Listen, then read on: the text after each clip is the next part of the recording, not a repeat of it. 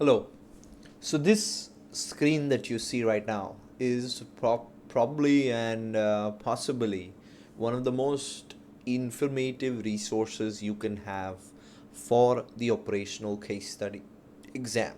So for this operational case study exam, and specifically for the P pillar, which is the most important pillar of your operational case study exam, we have created a completely groundbreaking document, a completely innovative document to take your studies to the next level in terms of understanding.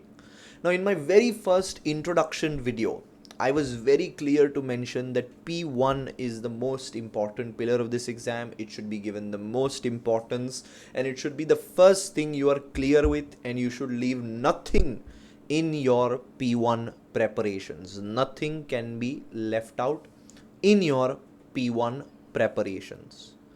But to make your study more case study centric, more case study scenario based, these learnings have been created for you.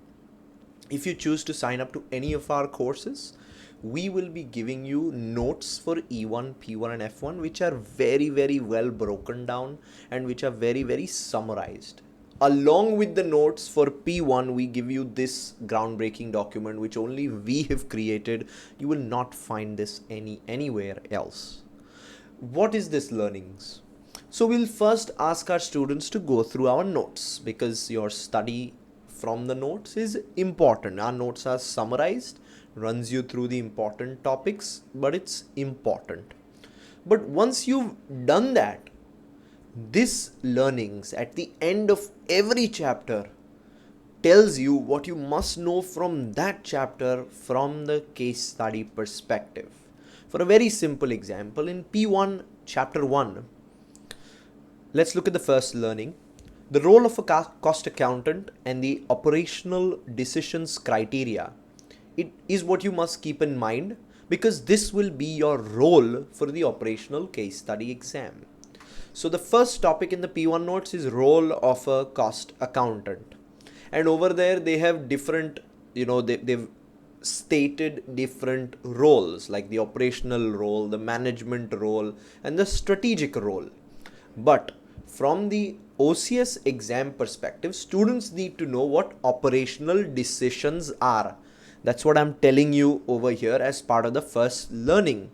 You should know that your remit and responsibility is to take operational level tasks only, which means the day-to-day running of the business. So knowledge of what the tactical and strategic decisions, the management and strategic decisions are, is also important. So from this first topic, you should know what the operational decision criteria is. Along with that, just know that there are two other levels which are called tactical and strategic level. And what do these entail? Part number 1 finished, you move on. So this learning clearly tells you that this is what you should know in your own words, and it acts like a revision for you. It acts like a quick revision for you, a quick light bulb for you to know that this is what I'm supposed to know from here. I don't need to learn every point. I don't need to learn anything. I just need to present my own explanations. If you look at chapter number 1, this way there are 4 pointers for chapter number 1. If you can remember these 4 pointers from chapter number 1, your job is done. Chapter number 1 completed. See how simple and well directed your study becomes.